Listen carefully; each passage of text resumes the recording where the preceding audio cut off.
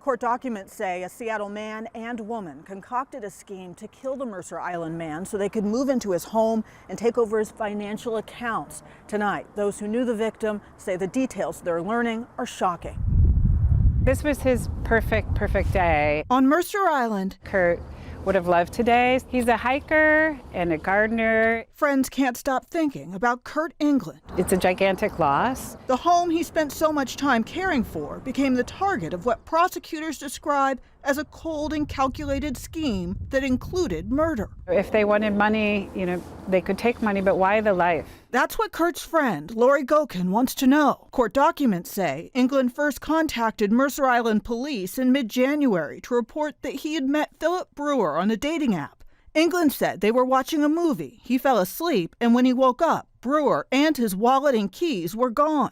Thousands of dollars worth of fraudulent charges on his credit cards began almost immediately. On February 24th, Engeland's roommate reported him missing.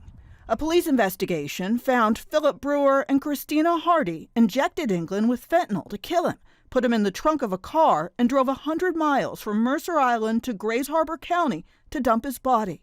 When they reached the site, he was still alive, and Brewer allegedly stabbed him in the neck. Police made the discovery on March 7th. Brewer and Hardy were arrested in Southern California a week later. When you look at Mercer Island for the entire year, there's been less than a dozen felony crime referrals. And so to have two of those be a murder and kidnapping is very unusual. For Lori, the loss is devastating. Just a kind human in the world that we need more of those people, not less. To honor the memory of her friend, the avid hiker and gardener, she made a special trip to one of his favorite trails today. And so it just felt like a good place to say, tell him how much we loved him and leave that for him. Law enforcement was able to use cell phone data to track some of Brewer and Hardy's movements, but they eventually got rid of those phones. It was a traffic stop in California where Highway Patrol stopped a speeding driver. That driver knew the suspects and told law enforcement that they were staying in the southern part of the state.